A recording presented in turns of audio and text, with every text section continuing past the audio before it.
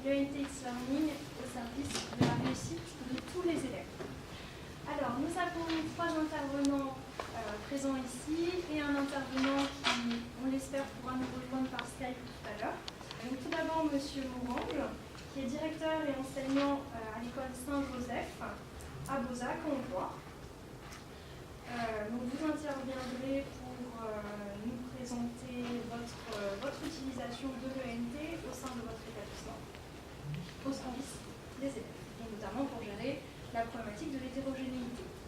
Ensuite, nous aurons Béatrice Battisti, enseignante en mathématiques au collège de Multifao dans l'Académie de Corse, qui viendra nous parler du dispositif Devoir fait, qui a été mis en place dans l'établissement à la rentrée et pour lequel ils ont choisi d'utiliser notamment l'ENT.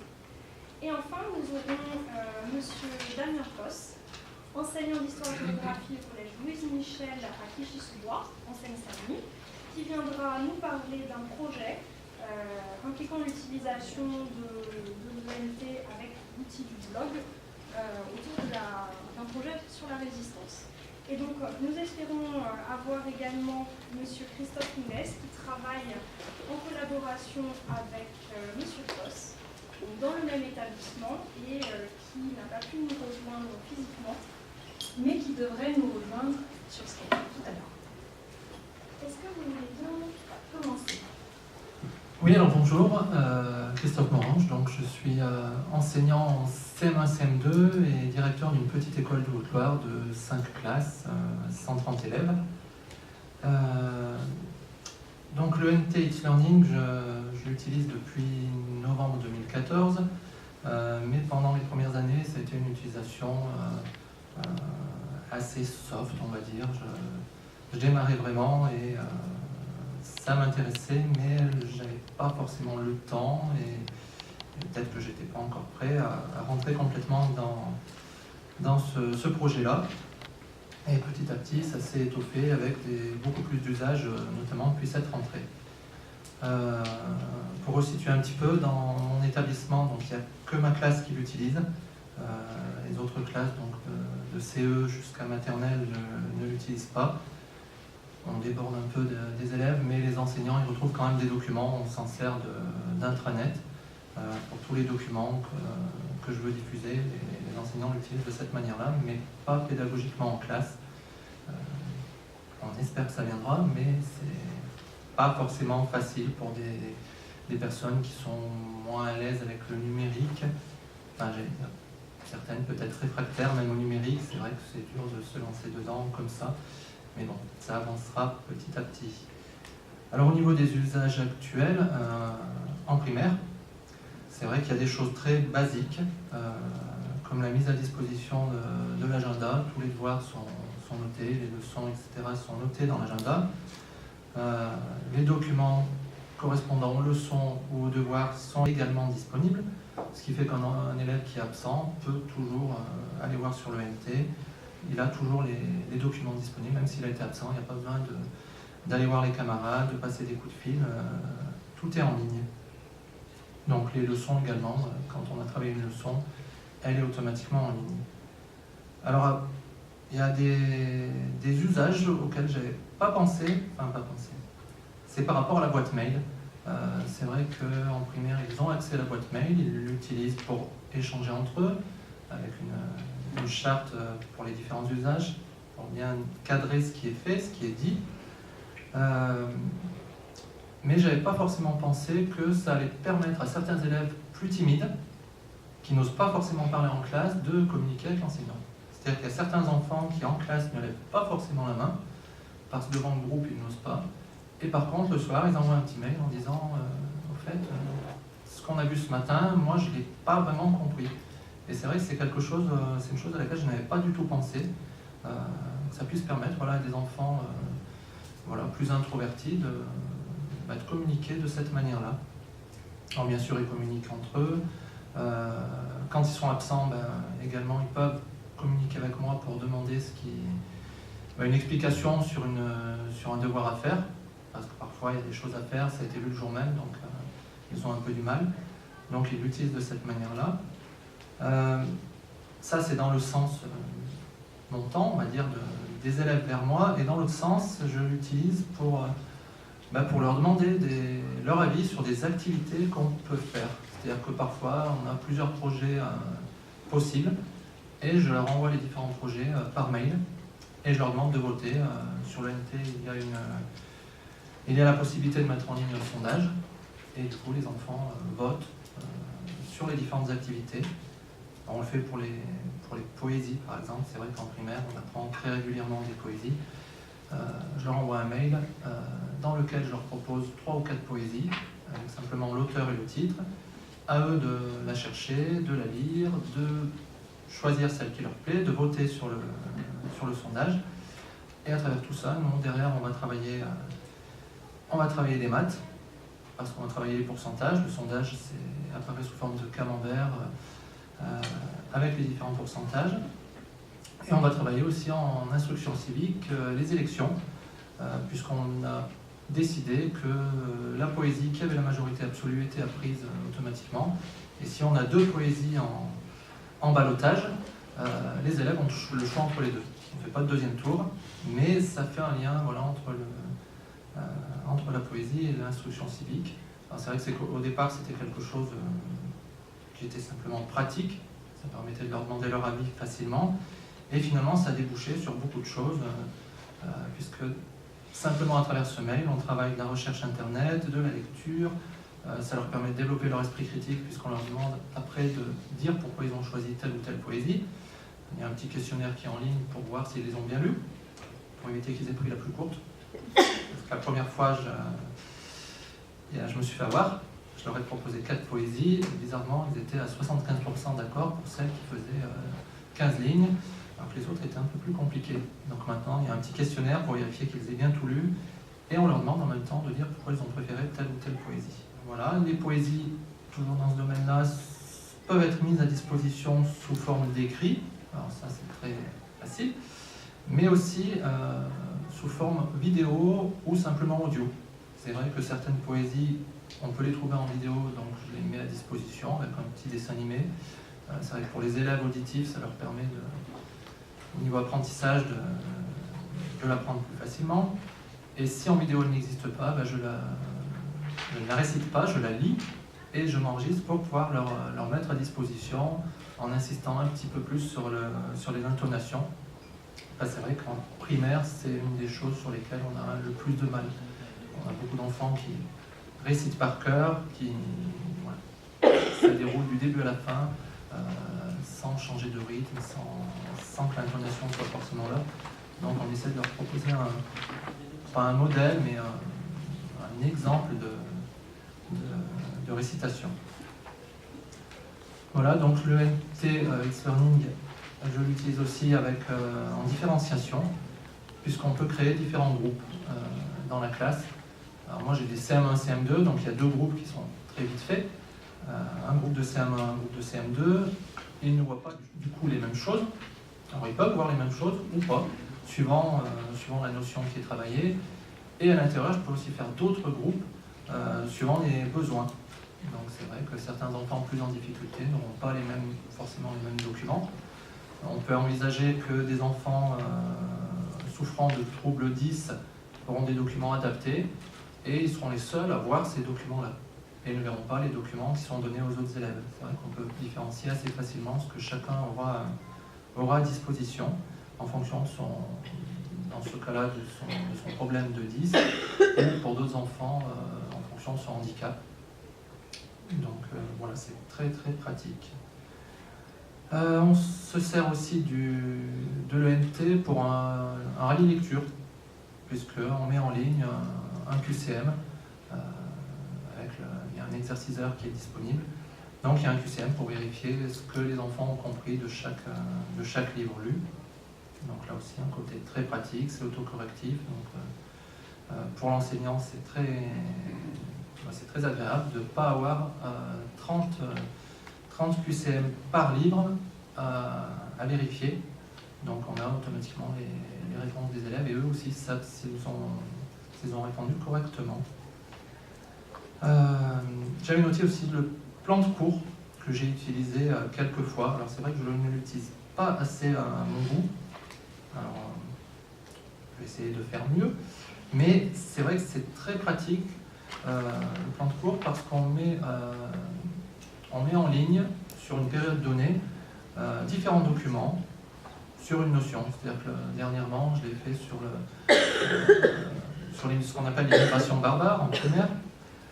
Avant même qu'on fasse la leçon, les enfants à la maison avaient un diaporama à visionner, un diaporama qui expliquait un petit peu ce qu'était l'immigration barbare, et derrière un QCM.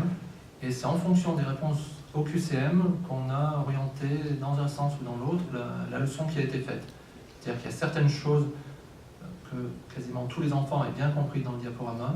En classe, on est passé très rapidement dessus. C'était pas la peine de trop revenir, puisque tout le monde, rien qu'avec le diaporama, avait saisi les idées principales. Ensuite, cette ENT, en ce moment, on l'utilise pour un projet d'écriture de contes à plusieurs mains. Alors, dans notre département, sur le Haut-Loire, on a une référente TIS qui a lancé ce projet, ça fait déjà plusieurs années, et tous les établissements, enfin toutes les classes plutôt, qui participent complètent leur compte sur l'ENT. Alors là, ça déborde un peu simplement de ma classe, puisque c'est accessible à toutes les classes qui participent, et c'est un projet vraiment départemental. Moi, je l'utilise en fait pour proposer à mes élèves le compte que chacun doit compléter. Donc on avait le début du compte. Le compte était découpé en 5 parties. Une classe avait fait la première partie, c'était à nous de faire la deuxième. Donc tous les enfants avaient à disposition la première partie du compte, on leur demandait de le compléter. Donc tout le monde pouvait compléter, enfin devait compléter, et surtout tout le monde pouvait lire ce qu'avaient écrit les autres. Donc ça a permis derrière de demander l'avis de chacun et de choisir l'idée sur laquelle on allait partir ensemble, avant de passer à de la dictée à l'adulte pour l'écriture définitive, pour la rédaction définitive. Mais dans ce cas-là, l'ENT permet à chacun de voir ce que les autres font et on ne se contente pas de son propre travail, on a un regard sur le travail des autres. Donc dans la même optique, alors c'est quelque chose que pour l'instant que je ne fais pas, quelque chose qui devrait se développer d'après ce qu'on avait discuté à la lumière. C'est vrai que dans le même registre, j'aimerais bien que mes élèves puissent se corriger entre eux. C'est-à-dire que quand on fait un travail de cette manière-là, que les élèves qui ont un peu plus de capacité puissent eux-mêmes se dire tel élève, j'ai constaté qu'il y avait des erreurs dans son texte. Alors, pas forcément les corriger comme ça directement, mais peut-être lui envoyer un mail, lui proposer des indices pour l'aider à corriger lui-même. C'est vrai que c'est une chose vers laquelle j'aimerais bien arriver, puisque c'est un fonctionnement coopératif qu'on a déjà en classe, mais de manière physique, en tête-à-tête ou par groupe. Et c'est vrai que l'ENT pourrait permettre cela de manière beaucoup moins formelle, sans que ce soit rendu obligatoire par l'enseignant. C'est vrai qu'on a toujours des élèves qui sont au-dessus du lot, qui du coup travaillent plus vite, vont plus vite, qu'on met à disposition des autres, enfin, on met leurs compétences à disposition des autres dans la classe, mais là c'est vrai que ça pourrait être une possibilité que ce soit fait même en dehors de la classe dans l'ENT. Voilà, donc c'est quelque chose dans le futur que j'espère pouvoir mettre en place. Bonjour, Béatrice Batteste, je suis professeure de mathématiques, référent numérique et chargée de mission à la DAN de Corse. Donc j'enseigne dans un petit collège, le collège de Moltifar, où il y a 120 élèves. Je suis arrivée dans cet établissement il y a maintenant 7 ans, et ça fait 7 ans que nous utilisons l'ENT, It's Learning.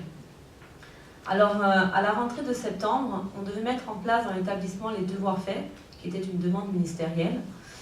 Et on s'est posé la question de comment faire pour justement mettre en place ces devoirs faits, pouvoir les organiser tout en communiquant avec les parents, les élèves et l'équipe pédagogique et aussi les services civiques et les AED. Alors la question, on ne se l'est pas posée très longtemps parce que pour nous, l'ENT, c'était bien évidemment l'outil à utiliser pour organiser tout ça. Alors, donc ici, vous êtes sur le tableau bord de l'établissement, d'accord? Donc on communique uniquement avec l'ENT, avec les parents. toutes les infos qu'on doit faire passer passent par l'ENT. Alors ici, vous avez un petit bloc sur les devoirs faits. Donc on a créé un cours devoirs faits où les élèves retrouvent les matières. Donc ça a été mis en place depuis septembre, on fait ça tout doucement, donc il n'y a pas encore toutes les matières. Donc vous avez les matières où les professeurs mettent des ressources. Vous avez l'accès au planning ici. Et en dessous, vous avez les sujets de brevet, l'accès à la VRNE.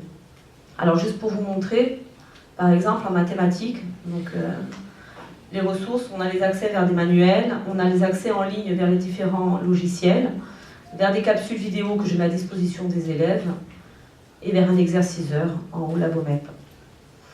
Alors quand on a créé ce cours, on a tout d'abord créé ici le calendrier. On a créé le cours, ensuite on a créé le calendrier dans lequel on a mis pour chaque classe, donc les plages horaires étaient déjà placées dans l'emploi du temps des élèves au début de l'année. Chaque créneau correspond à une heure de devoir fait avec les élèves. Par exemple ici, vous avez, c'est les 3e A qui ont l'heure de devoir fait à ce moment-là. Donc ça c'est la vue sous forme de calendrier. Donc pour les professeurs, comment ça se passe? Ils vont ici, je reviens sur le cours, ils accèdent au planning et en fait on a 4 groupes.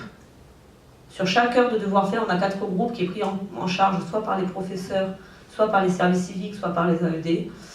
Chaque groupe a une finalité bien précise, donc il y a le groupe de méthodologie, il y a les groupes apprendre ou copier une leçon, il y a le groupe de devoir écrit s'il doit faire des recherches ou des exercices, et il y a un groupe sur lequel on n'a pas mis de nom, où on peut mettre si jamais on ne se retrouve pas dans une des catégories. Donc ici, le professeur choisit sa date et sa classe, la matière, et il marque par exemple ce que les élèves doivent faire. Alors ce qui est intéressant ici, c'est que, par exemple, ici on a mis juste certains élèves. Ça c'était suite à un contrôle où certains élèves n'ont pas eu la note, n'ont pas eu la moyenne. Donc j'ai mis juste les élèves qui devaient retravailler sur ce contrôle.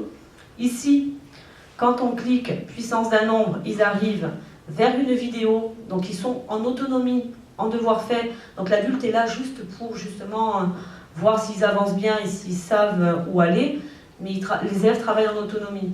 Ce qui est plutôt un avantage parce qu'on a eu des difficultés à recruter des services civiques qui avaient un bon niveau en mathématiques pour pouvoir aider les élèves. Donc là, ils vont voir une petite vidéo sur les puissances d'un nombre. Et après, ici, ils ont une fiche d'exercice. Alors quand je clique dessus, voilà, l'élève, il va cliquer, il va retomber sur son cours de mathématiques qui est dans It's Learning, où il a une petite fiche d'exercice à faire tout seul. Et en fait, le petit QR code qui est en haut à droite, c'est les solutions de l'exercice. Donc là, il a sa feuille, il fait ses exercices tout seul et il vérifie s'il a fait juste. Alors, pour l'élève, donc s'il va ici, donc s'il y a une petite fiche, ça veut dire que ça a été rempli et donc il retrouve ce qu'il a à faire. Donc en français, français SVT, donc en français, il a des préparations brevet, en SVT, il a à faire des fiches de révision. Voilà. Et après, nous avons la vue, et alors ça, c'est ce que voit le professeur. Et ce que voit l'élève, ce qui est plutôt pratique quand il se connecte au cours, ici, il a son plan de cours. Et donc, il voit ce qu'il a à faire. Il a juste à cliquer sur la flèche « Commencer ». Et en fait, voilà, il voit groupe 2, apprendre à copier une leçon, chimie, contrôle sur la matière, fiche de révision à finir. Donc, il finit sa petite fiche de révision. Quand il a fini, il va sur la petite flèche en haut, hop, et il passe à la deuxième chose qu'il a à faire, c'est-à-dire regarder la petite vidéo et faire sa petite fiche d'exercice. Donc tout ça est fait en autonomie. L'adulte est juste là, voilà, pour réguler, pour venir voir, pour vérifier que l'élève travaille bien, plutôt que de rêvasser, on va dire. Mais le NT, pour nous, ça a vraiment, dans le cadre des devoirs faits, ça nous a vraiment aidé à organiser. Les parents y ont accès, les parents sont inscrits au cours, donc les parents voient aussi ce que l'élève a travaillé, ce qu'il a fait et ce qu'il avait à faire, les devoirs qui étaient marqués. Et ça permet vraiment de communiquer avec, d'organiser tout ça. Les services civiques, en fait, quand ils arrivent le matin, ils voient le planning qui est déjà rempli, ils s'organisent, moi je prends ce groupe, moi je prends ce groupe, et tout se fait très facilement. Alors juste, je vais vous demander une petite précision, parce que peut-être que certains d'entre vous ne savent pas exactement ce qu'est le dispositif devoir fait, même si le nom a l'air assez clair. Juste un petit récap. Donc en fait, la demande du ministère, c'est de mettre en place des devoirs faits, donc des heures de cours dans l'emploi du temps devoirs faits, pour que les élèves puissent avoir une aide dans l'établissement et ne pas avoir plus peut-être de devoirs à la maison. Donc en fait, pour ça, on nous demande d'utiliser des ressources numériques, donc la BRNE, et il y a aussi des codes, donc, qui est mise en place par le CNED. On peut utiliser ces ressources-là pour justement donner des devoirs aux élèves pour qu'ils puissent travailler en autonomie, parce que si un professeur donne peut-être un devoir écrit, si c'est un professeur d'espagnol qui va surveiller l'heure de devoir fait pendant les mathématiques, ça risque peut-être de poser problème, tandis que là, si c'est des ressources numériques qui sont utilisées, elles sont normalement corrigées derrière et il y a des aides, donc il n'y a pas besoin forcément d'être spécialiste dans la matière, on est juste là pour aider. Donc en fait, les devoirs faits ne sont pas obligatoires, il y a une demande qui a été envoyée aux parents qu'ils ont remplie pour savoir si les élèves, s'ils étaient d'accord pour que les élèves assistent aux devoirs faits. Et après, une fois qu'ils ont rempli ce petit papier, donc les devoirs faits sont obligatoires donc jusqu'à la fin de l'année. Donc ils ont des heures comme ça, comme ils ont une heure de maths, une heure de français, ils ont une heure de devoirs faits. Chez nous, on a essayé de les placer au maximum en fin de journée, donc après les heures de cours, mais avant les transports scolaires parce que ça pose quand même des petits soucis d'organisation, sinon pour monter chercher les élèves. Et voilà. Monsieur Ploss. Bonjour à tous, je m'appelle Damien Ploss, je suis enseignant au collège Louise Michel de Clichy-sous-Bois. C'est un établissement REP+, de l'Académie de Créteil. Mon intervention sera peut-être un peu plus modeste que celle de mes collègues. L'idée c'était de venir présenter l'utilisation plus spécifique qu'on fait dans l'établissement du blog en fait, qui est un des outils mis à disposition par X-Learning, et en lien en fait avec un projet qui nous tient à cœur avec Christophe au sein de l'établissement. Le projet en lui-même, c'est un projet interdisciplinaire, déchirure et réconciliation des peuples européens de 1870 à nos jours. C'est un peu indigeste comme ça, les élèves l'appellent le projet Résistance. L'objectif en fait, c'est on est à peu près 9 enseignants de matières différentes à travailler en fait pour la préparation du concours national de la résistance et de la déportation. Comme nos élèves à Clichy-sous-Bois sont des élèves qui rencontrent d'importantes difficultés en termes de maîtrise de la langue notamment, il nous semblait intéressant de faire une préparation en 2 ans. Étant donné que pour ce concours, en fait, on ne peut concourir qu'en 3e, on fait en quelque sorte du hors-programme. En fait, on a créé un dispositif, toute une expérimentation, hein, en fait. On utilise une expérimentation au sein du collège en termes de temps pour dégager du temps, pour faire du hors-programme et former en fait ces élèves sur 2 ans. Ce sont des élèves qui rencontrent évidemment des gros problèmes en termes, de difficultés, on va dire, variables en termes de maîtrise de la langue, et l'idée c'était d'élargir la préparation. On nourrit évidemment, il fallait aussi, comme toute logique de projet, l'utiliser pour en fait réintroduire du disciplinaire. Et chacun s'en empare un peu comme il veut. Le collègue d'art plastique, les collègues de langue, que ce soit en allemand ou en anglais par exemple, le collègue d'histoire, en l'occurrence moi, mes collègues de français, etc. On prévoit à chaque fois des sorties, des rencontres, ça peut être avec des déportés par exemple, des chercheurs, on essaye d'avoir un voyage scolaire par an aussi. Et évidemment, très vite s'est posé la question à la fois de comment on allait garder la mémoire de ce projet assez foisonnant, en fait, hein, où plusieurs intervenants peuvent se greffer, etc. Et comment on allait, du coup, travailler ce qui nous intéresse, le cœur, c'est-à-dire la maîtrise de la langue, compétences à l'écrit notamment. L'idée, c'était quels étaient nos besoins. C'est assez simple, hein.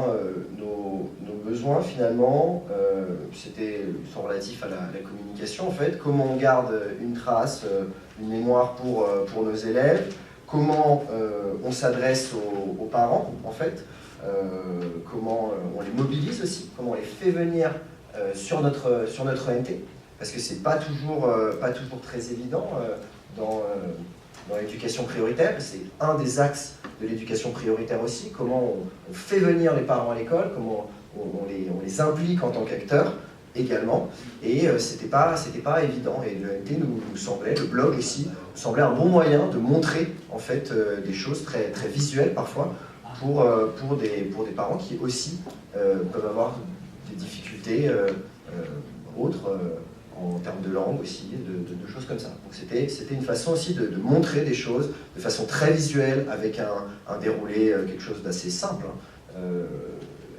compréhensible en termes de point de vue, enfin en termes de chronologie, etc. On avait également une problématique vis-à-vis des partenaires, en fait. Que ce soit de l'institution, pour nous valoriser le travail des élèves et valoriser le travail de l'équipe, mais également nos partenaires. Parce que sur ce genre de projet, avec la question des sorties, de voyages scolaires ou de choses comme ça, vous imaginez bien que la difficulté, en fait, enfin, le nerf de la guerre, sont les financements, hein, tout simplement. Donc sur 2 ans, enfin, juste pour donner une ordre d'idée, c'est des projets, sur 2 ans, c'est 40 000 €. Parce que 2 voyages scolaires, une dizaine de sorties par an, des interventions extérieures, etc. Et il fallait aussi pouvoir aller à la fois un peu démarcher, hein, se faire vraiment une petite stratégie de communication modeste, mais qui permettait de montrer, de mettre en valeur le travail des élèves. Le choix de l'outil, comment la discrétisation s'est faite, parce que les outils sont nombreux, et on ne prétend pas du tout que cette utilisation d'un blog était une innovation, etc. Mais l'idée c'était, comme avec tous les types d'outils, très souvent ils sont là, on les utilise finalement à 2, 3, 4% de leurs possibilités, et par rapport à, pour l'ENT, ce que disaient notamment les collègues, moi il y a beaucoup d'utilisations par exemple que font mes collègues, on en discutera sans doute tout à l'heure, qui nous, en tout cas, ce sont des choses qu'on ne pratique pas forcément dans l'établissement. Et du coup, quand je vois par exemple les utilisations que vous faites de l'ENT, on n'utilise peut-être pas les mêmes choses. Où on testait souvent beaucoup de choses, on était un préfigurateur pour le dispositif RED+. On a été aussi l'établissement dans lequel le président François Hollande a lancé le plan numérique. Donc un établissement où on arrive, alors c'est très beau, c'est très neuf, mais il faut avoir l'habitude d'utiliser toutes ces choses. Moi j'ai un peu de chance, j'avais eu des établissements dans lesquels on avait ce genre de possibilités, des TMI, un certain nombre de postes dans les salles, etc. Mais là ça faisait beaucoup. Et ça faisait beaucoup, notamment pour les collègues, c'est une reconstruction d'établissement, notamment pour des collègues qui avant, c'était un collège qu'on appelait Louise Misère. En fait, il n'y avait pas grand-chose, en fait, c'était très, très difficile pour eux. Et là, d'un coup, ils passent à beaucoup d'équipements, etc. Donc il a fallu des efforts de formation, et l'accent a été mis sur un certain nombre de choses. Et du coup, en quelque sorte, on s'est engouffré dans la brèche. Et moi qui ne suis pas du tout forcément très à l'aise avec le numérique, je viens avec un support encore papier, j'ai un stylo, je prends des notes, etc. C'est la solution qui nous semblait disponible, et je crois, je vais essayer de montrer qu'on a poussé un certain... Enfin, en tout cas, on en a fait une utilisation qui n'est pas inintéressante avec les élèves. Alors justement, cette utilisation, parce que c'est quand même peut-être plus ce qui nous intéresse, c'était par exemple l'idée de se dire comment on fait sur... par exemple, des cours entre guillemets supplémentaires, des choses qui ne sont pas nécessairement, qui sont du hors programme. On ne va pas prendre un cahier pour l'élève, etc. On ne va pas forcément lui faire une trace écrite très lourde. On peut utiliser de façon collective, pourquoi pas, ce blog, en fait, on peut l'utiliser pour aller en fait, garder une trace écrite et l'utiliser par exemple dans les phases de métacognition, que ce soit à la fin du cours ou en début, pour rappeler ce qu'on a fait. Et on a un déroulé très simple, un déroulé de type blog, très classique, mais qui en même temps, chez des élèves, nous semblait très facilement structurant. Donc il commence évidemment par ce qu'ils ont vu en dernier, et il procède à rebours dans le temps au niveau des activités. Donc on gardait comme ça une trace, on pouvait s'appuyer pour dire voilà ce sur quoi on a travaillé la dernière fois, et l'élève qui a accès évidemment au blog peut, en fonction de ce qu'on va lui demander, en fonction des choses qu'on peut lui demander à la maison, comme travail personnel, etc., se référer sans forcément avoir un cahier, quelque chose de lourd, quelque chose qui rajoutait, et qui était quand même toujours une préoccupation en fait, des parents notamment, quelque chose de dématérialisé aussi, ça nous paraissait souhaitable. Globalement, on l'utilisait aussi. On l'a utilisé aussi, j'essaye de faire quelques... Alors évidemment, c'est un blog, je dirais, hybride, dans le sens où il était à la fois construit par les enseignants, en partie, à certains moments, notamment pour le calendrier en fait, des sorties. Les photos, la sélection des photos, le travail sur les textes, etc., étaient travaillés après coup, évidemment, avec les élèves. Et c'est là qu'on rentre, bien sûr, dans la maîtrise de la langue. Je vais essayer de vous trouver des exemples qui peuvent être intéressants. On l'a utilisé aussi, par exemple, lors des voyages scolaires, comme moyen de communication avec les parents, pour ne pas être suspendu systématiquement, pour pas être pendu systématiquement au téléphone. Je cherche le début, par exemple. Vous verrez s'il y a des choses très simples quand on fait des sorties. Voilà, c'est très classique, hein, mais au musée de la Grande Guerre du pays de Meaux. Les élèves, on désigne du coup un photographe, etc. Il fait sa sélection de petites photos un peu floues. Et au départ, on commence avec un système de légende, en fait, hein, très simple. Et au fur et à mesure en fait, qu'on met en place ce travail, en parallèle, en fait, les élèves avaient la possibilité, sur toutes les sorties, sur tout le voyage, pendant les 2 ans, en fait, on a utilisé les tablettes qui allaient avec notre établissement tout numérique pour faire des journaux, en fait, un cahier de bord.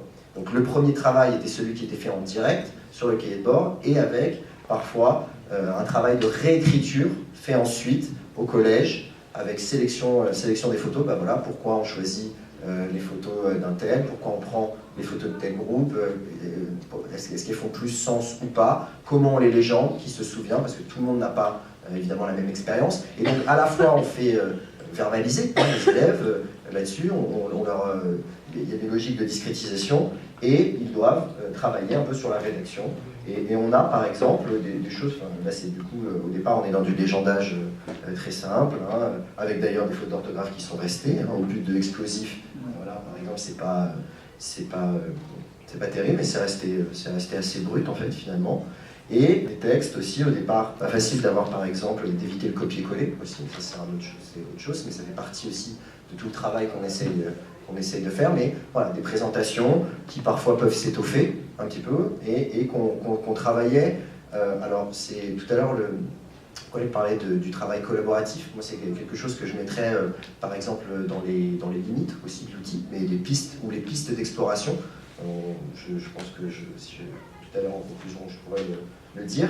Et moi c'est un peu ce que j'ai regretté par exemple, c'est-à-dire que quand on choisissait de les faire travailler sur le blog, il fallait nécessairement en fait, qu'on isole un ou deux élèves, ou un petit groupe d'élèves, souvent le binôme qui partait du travail avec sa tablette et son petit travail sur Book Creator, et qui du coup, à partir de là, faisait dans son coin, en parallèle d'une autre activité en classe, le résumé de ce qu'ils avaient vu, la sélection qu'on ne pouvait pas toujours faire en classe entière, parce que pour des questions de temporalité en fait, hein, parce que sinon c'est assez chronophage. Et donc heureusement on peut intervenir, on peut faire de la co-intervention, les collègues sont nombreux sur le projet, donc on peut se passer aussi les différents éléments, mais voilà, c'est une piste, moi je crois beaucoup en cette piste-là, qui existe par ailleurs avec d'autres outils, et qui aurait pu être pas mal aussi, hein, d'avoir un système de renvoi, de travailler, peut-être pas à 24, mais en tout cas à plusieurs groupes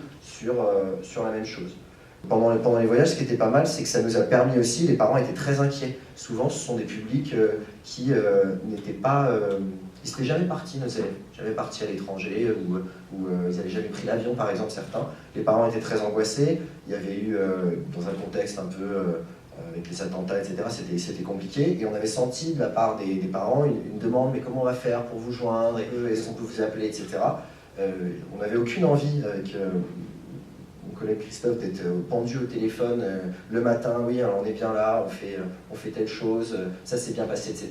Et en même temps, on ne pouvait pas dire, il fallait qu'on ait aussi l'implication des parents, leur confiance. Parce que c'est pas facile, moi j'ai pas d'enfant, mais voilà, c'est pas facile de laisser son enfant partir pour la première fois, etc. Et du coup, là tout de suite, le blog s'est imposé en fait. Il a dit, voilà, on va vous mettre, on vous dira quand on arrive à Berlin, et après quand on arrive à Munich, on vous dira, on mettra trois petites photos, c'est ce qui se fait dans l'écolo, c'est ce qui se fait dans plein de choses, et puis voilà, vous saurez où on est, etc. Donc ça, c'était la partie assumée par par le collègue ou par moi, pendant que les élèves étaient en visite guidée, qu'on était en petit groupe, qu'on avait un petit moment dans un car, dans les transports en commun. Et le soir, il y a une phase de retour aussi, de rédaction, par rapport à ce que les élèves avaient fait. Voilà, qu'est-ce que tu as vu aujourd'hui, qu'est-ce qui t'a marqué, qu'est-ce qu'on met? On rajoute 1-2 photos. L'avantage, c'est qu'on était 3 à partir sur un groupe de 24, et donc ça permet, pendant qu'il y en a 2 qui animent soit la veillée, soit, soit la veillée, soit le travail sur les book creators, les tablettes, etc. Eh bien, on peut imaginer, on avait un petit groupe en fait qui travaillait sur l'actualité de la journée. Voilà. Donc, moi je crois que ce sont des utilisations modestes, mais en tout cas cet outil, si vous voulez, répondait bien à notre besoin. Ça nous a permis aussi, je cherche des interventions extérieures, mais de valoriser par exemple le travail qui a pu être fait avec certaines associations, comme pour le concours national de la résistance et de la déportation, les élèves travaillent toujours sur des rendus. Ils sont un peu frustrés de pas toujours les rendus, on les envoie. On a envoyé nos originaux par exemple, quand on fait une fresque, etc. On n'a pas voulu envoyer des photos. On a fait la deuxième année, on a travaillé sur une bande dessinée, une exposition à Paris, Shoah et bande dessinée, qui a beaucoup inspiré les élèves. Et donc on a envoyé les planches originales. Donc, elles ne sont pas revenues encore. Et d'un autre côté, on avait la frustration un peu des parents de me dire bon, on voit pas ce que vous faites, etc. Et ça nous semblait un bon moyen de répondre à tout ça. Comme ça permettait aussi, par exemple, d'essayer de faire un peu à notre dimension. Moi, je ne suis pas du tout, mon collègue aurait pu faire beaucoup mieux, mais j'étais pas forcément outillé, j'ai pas forcément la formation pour faire des teasers très léchés, avec des vidéos, du montage un peu poussé, etc. Et bien ça, c'était très simple. Voilà, les 3 premières planches de la bande dessinée, venez voir le travail des élèves, et ça nous a servi de campagne de communication. Au départ, le blog n'était pas ouvert vers l'extérieur, en fait. Il fallait qu'on envoyait le lien, par exemple, pour les financeurs, pour la mairie, tout simplement, pour avoir monsieur le maire qui vient féliciter les élèves, etc. Enfin, voilà, c'était des petites choses, mais je dois dire que moi, ça m'a beaucoup aidé, et ça m'a fait gagner pas mal de temps. Parce que finalement, on arrive à un résultat qui nous a semblé, et qui, avec les élèves, vu que la prise en main est quand même très instinctive, qui nous a semblé, si vous voulez, réalisable tout de suite, simple, l'outil est là, l'élève on les monte, il y a 2-3 choses, on importe des photos, tu écris le texte, etc. Tu peux récupérer des choses, tu peux t'enregistrer, tu peux te filmer, tu as un fichier audio que tu as pris avec la tablette, on peut, de tel intervenant, tel témoignage qui t'a marqué, voilà, on peut le basculer ici. Tout le monde avait l'air plutôt satisfait du résultat. Nous, on était contents que les parents nous suivent un petit peu, notamment lors du premier voyage, où il y avait beaucoup d'anxiété. Le point positif, c'était qu'il y avait un système de renvoi, un peu, entre ce que pouvaient répondre les parents et ce que nous, on pouvait leur poster, ou ce que pouvaient leur dire les élèves.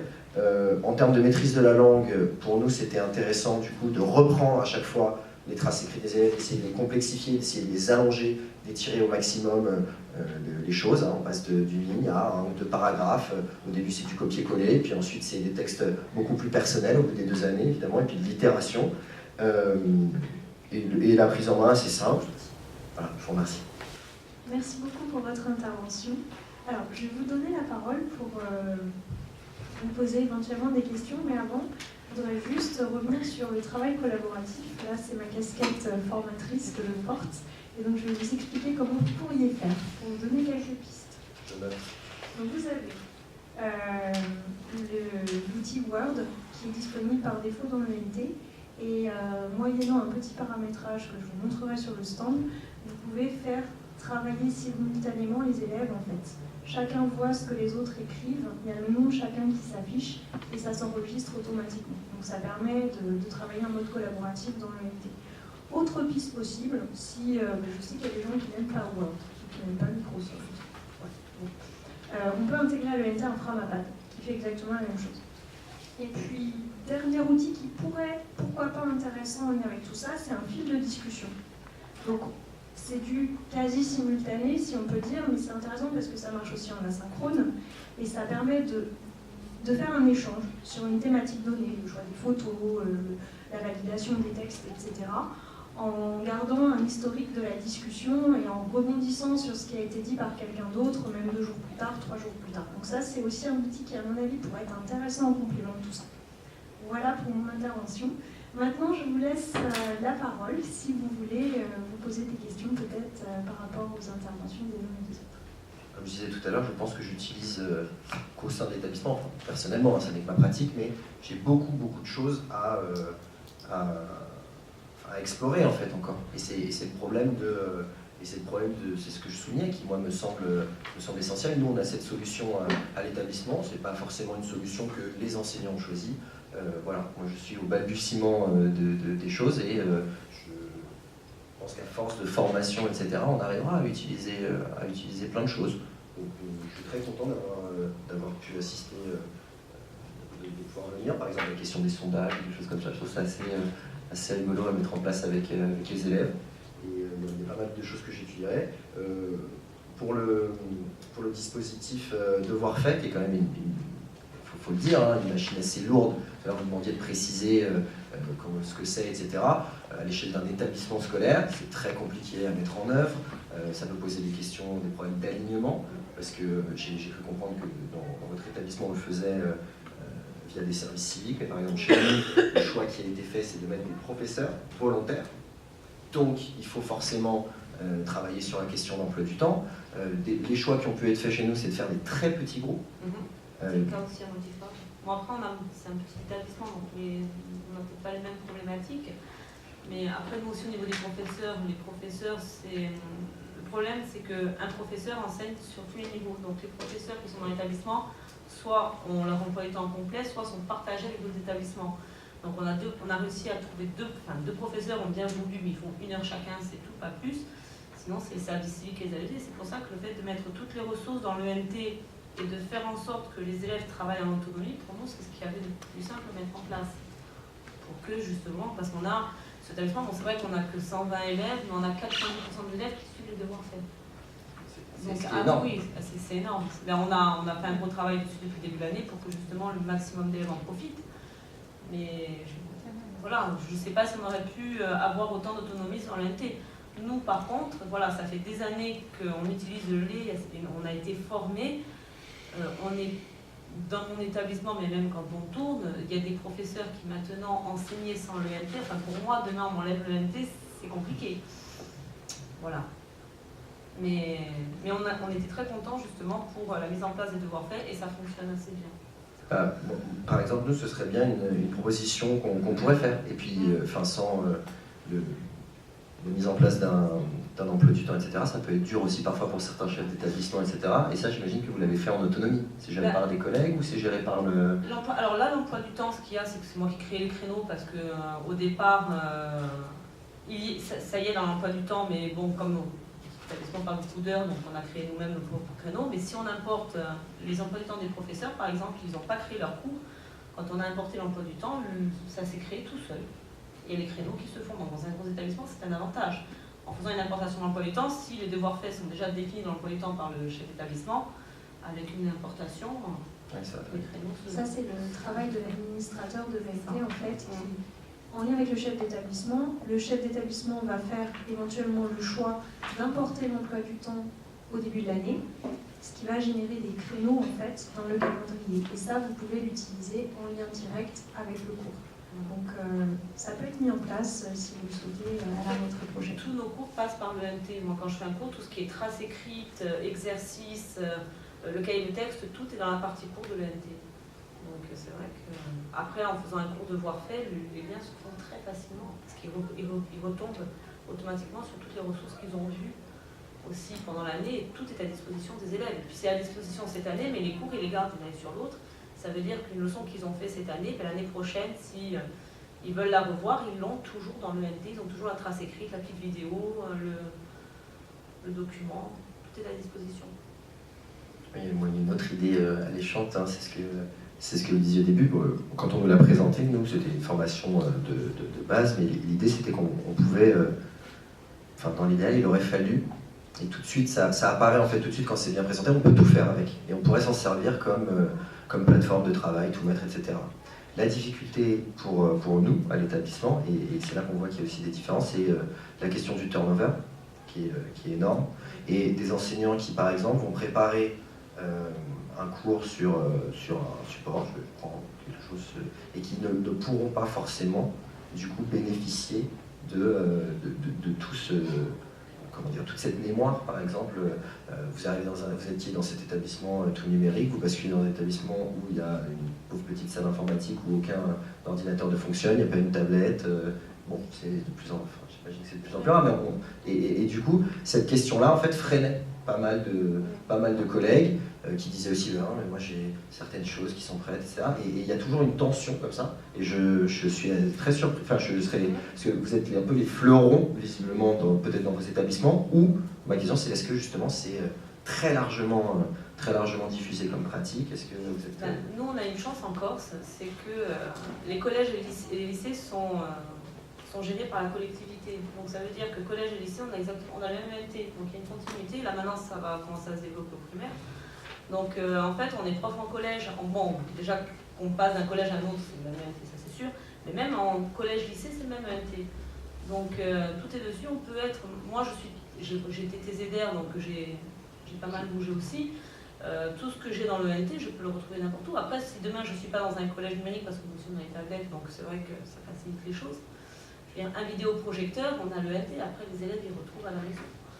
Mais c'était pas enfin j'ai pas fait 50 établissements, mais je veux dire la culture, enfin ce que j'avais pu voir dans d'autres établissements, c'était compliqué en fait.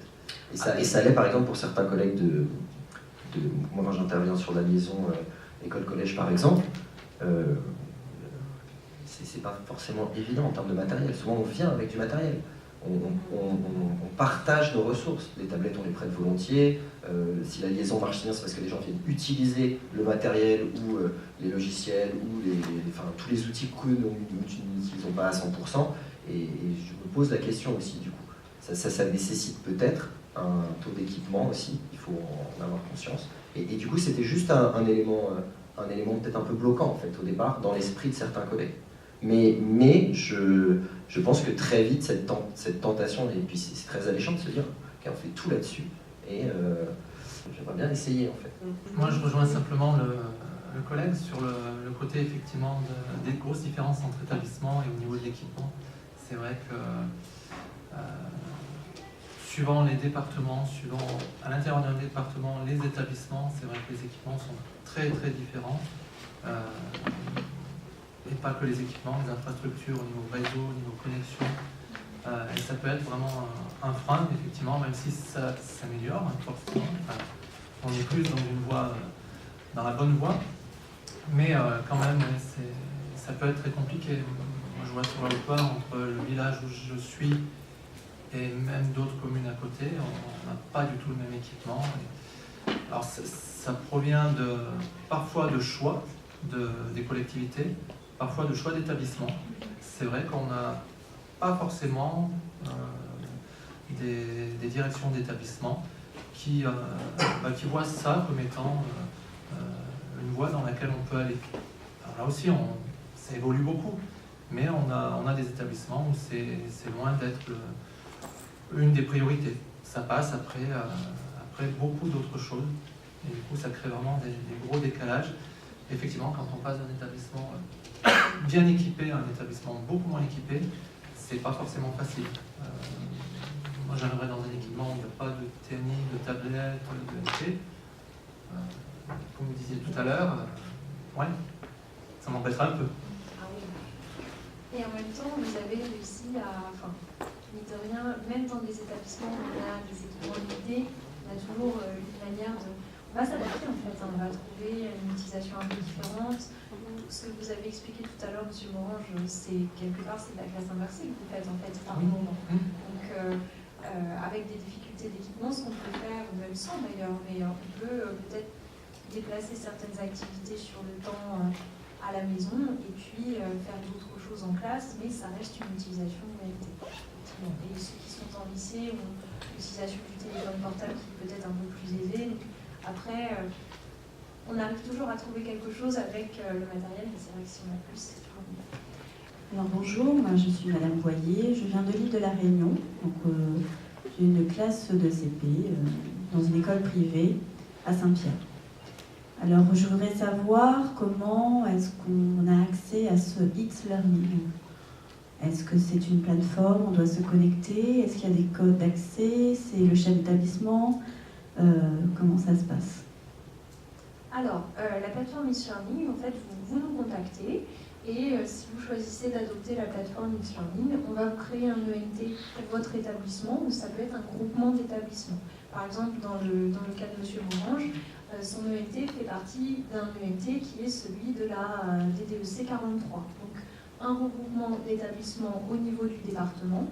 Et au sein de cette ENT, chaque école va avoir son espace privé en quelque sorte, avec des accès qui vont être distribués aux élèves, aux enseignants, aux équipes encadrantes et éventuellement aux parents si on souhaite les ajouter à l'ENT.